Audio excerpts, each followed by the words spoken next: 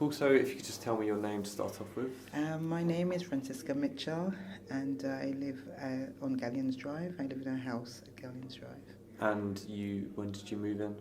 I moved in about 2013, which might have been phase 3, I think they called it. I moved in with my daughter. Why did you choose Barking Riverside? It's a bit of a complicated story. To start off with, we didn't set out to buy. It was the scheme going, and my daughter was looking for somewhere to live. Obviously, she was old enough to fly the nest, so she wanted somewhere of her own. We were looking at her buying a flat and, sort of possibly, moving in there. But then it looked like it was working out so expensive that I, at the time, had a house, and they had a scheme where you could, exchange your house if you wanted to buy something bigger than what you had, etc.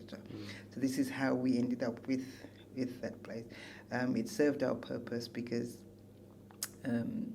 it gave my daughter a foot on the ladder, because that was the intention, that eventually, she would obviously, like I said, buy a place of her own. So we swapped the house, sold it to Bellway, and Bellway, we bought one of Bellway's houses. To all intents and purposes, it's quite a nice house. It's very spacious for us, and what have you. We're very comfortable there, but it's got its issues. Living in this place, issues. So, if we could just talk about some of the issues that you've experienced. Our biggest issue at the time was the parking. The two of us still work. Well, I still work. So does my daughter. My daughter is not stationed in any one office. She works in hospitals and has to go. At times she has to she has to drive to work. Put it this way. Sometimes she goes far. Other times she's based within London. Her base is actually London and South East, so she covers all of these hospitals. So she has to have a vehicle. I, on the other hand, I work with the NHS, so I drive to work. Yes, I have to. But obviously we go our separate ways every day. So it was a question of having 2 cars between us. We told the person who was we were talking to at the time when we were buying the property, we told them, obviously we're going to need the 2 cars, and because they told us that we had 1 bay allocated to our house. Then and there, we told them that would be a problem because obviously we have the 2 cars. So we were told that, you have 1 bay, but they showed us all around the estate was free parking. We were told there weren't any restrictions at the time, and it's quite all right to park there. So, which it was. It was. For the first 4 years we parked there, no problems. And then one day in March, a couple of years ago, we woke up to all these yellow lines all over the place, and yes, trouble began. No consultation? No. I think they tried a couple of schemes before that, before the actual one where they painted the yellow lines. There were a couple of schemes going where they tried to allocate zones and tell us, you could park there in this zone, and then after that didn't work because, again, we weren't consulted, and it was they were just trying to implement it. So then, we rebelled against it. We didn't want it. Anyway, that was taken away. Then they tried something else. I can't remember what the second scheme was. And then thirdly, at that time, there was no warning. And then they just turned up. They were just all these yellow lines all over the place. So that left us with a dilemma. Number one, we were sent to park round the corner halfway down the road. That was where our bay was allocated. We thought the bay would have been in front of the door, in front of our house. It wasn't. So then we had to go around. So this presented again me with a problem. I've got a bad back. I can't carry it shopping and all the rest of it. So that was in itself. And then, obviously, we had the second car. There was nowhere to park because every allocated space, non-allocated space, were covered with yellow lines. So this went on for a year and a half. And this is how I actually got involved with the Residents Association. We, literally formed another one because of all the upsets and everything. So, and it's because of their hard work that we actually live in peace now. We were getting problems with our neighbours because people, you can't park there, you shouldn't park there, don't park in for my space, and it just went on. Whereas it was really peaceful before, I mean, it got to the point where people actually started hating, and then the next thing that would have probably started would have been vandalizing people's car, which a couple of them were. But thankfully we didn't get to that, and then, So that was our major problem. Now we have the problem of this leasehold debacle. So, and it's causing no problem. It really is pushing us. Service charges here and all what have you. I mean, it just goes on.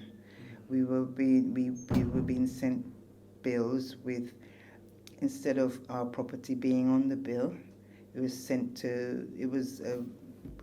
addressed to somebody in Samuel Garside House. And the number of times we had to go to Pinnacle, we wrote to whoever it was sending us the bills and all have you, and explained all of this to them. Oh, no, the bill is correct, you're not paying this, you're paying that. But then all we wanted was just a bill that actually stated what we were paying for the address we're living at. And up till this day, it's not forthcoming. So like I said, I joined the Residents Association with the new people there now. And it's been hard work, uphill battle, just to even get recognized. And I think that's disgusting, because if you as a people or the residents choose to have somebody represent you, or you can't go up against the powers that be, and the people that are more eloquent, at speaking and getting people together, work together and all, I can't see why they're not recognized. So, to be quite honest with you, it's my daughter actually wants to move. She's just had enough, fed up of the whole thing, and she just wants to move. But I said to her, well, I mean, everything comes in life with a problem here and a problem there, but it gets to the point where you feel, do I want to go through this anymore? Just had enough. Just want a bit of peace, come home in the evenings, relax, and all have you. So we're here, and then I mean, for my part, I'm quite prepared to fight. And if this is what it takes, this is what it takes. Throughout all of these problems, how clear has it been as to who's actually responsible for the residents? Well, when the problem started, I honestly thought when I bought the place, we bought it from Bellway. And at the back of my mind, I always thought, well, we could always go back to Bellway if there was anything really seriously wrong. I can't remember what it was we were trying to. I think it's to do with the lease and what we're paying for and who we're paying and all the rest of it. And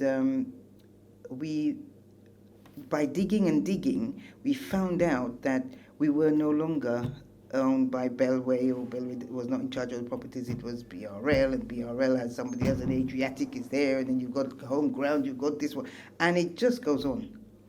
Now, and this all goes on in the background without you knowing.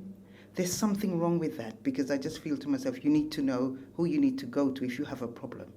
And again, if I was told at the beginning, you would need to, you need to know that we're going to be changing hands, or after X amount of years, you won't be owned, won't be owned by us. We'll sell you onto this one, sell you onto that one, and all of it. Then, I would make the decision as to whether I wanted to be shunted around like that.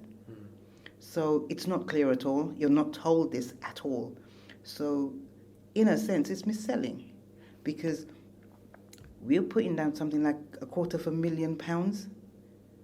You're giving it to somebody that you hope that is going to own, or they say they own the lease, or whatever it is they do. And to be honest, there's so much going on in the background that you don't know. Unless you're part of the association, I would never know. I would never know. So it's not clear at all. At all. So I know you said you live on Gallings Drive. Just to go to the fire last summer, what was your experience of that? In June, I was going home. My home is in Dominica. Well, I say home. It's where my parents come from. And hopefully I'll retire there. I was planning to go to Dominica on holiday. And this was 2 days before. I left home and I went out, if you like, to have a spa experience just before I left home. So when I came back, I couldn't get in. I could not get into the area at all. So I said, well, what is going on? And then they said to me, oh, there's a fire. And I thought, oh. So I thought perhaps it was just, one house or whatever they're called. And then the whole, from the whole area coming from Oasis and that, I couldn't come in, couldn't turn in. So then it turns out now, practically all our neighbours were out and what have you. And they said, well, there was a fire in the, so as I'm coming on, I could smell the smoke and all what have you. I wanted to find literally, we live here, and literally, we're at the corner of the Past Gardens. So it's right next to us, and the fire was literally behind our house. Well, I don't need to tell you how shaken up I was, because, you have, like I said, almost everybody in the road, and then you've got the fire engines, police, and all what have you, and everybody sort of, really panicky and everything. So I came in and I found out that, sort of this fire had started, most probably just after I left, it started. And then my daughter was inside. She couldn't come out because they asked her not to come out, stay where she was and all have you.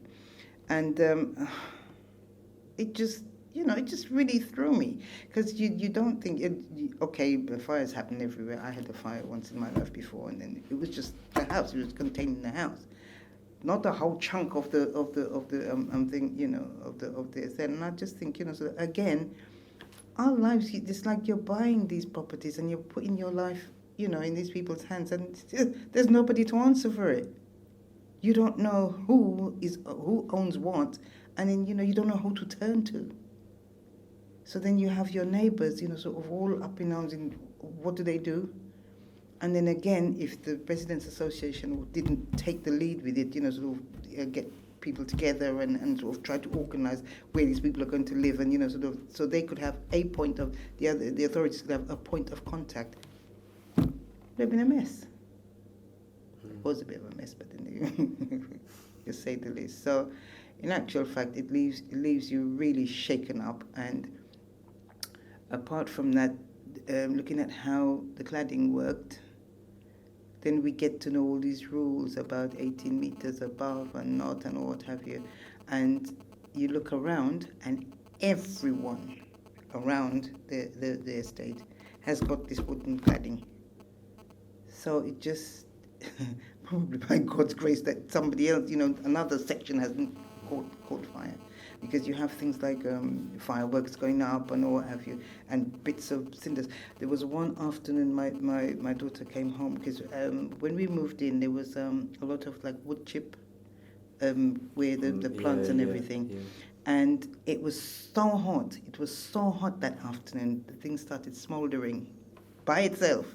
So all you need is for this to happen in the wrong place, and nobody's paying attention to it, and then you have this fire spreading.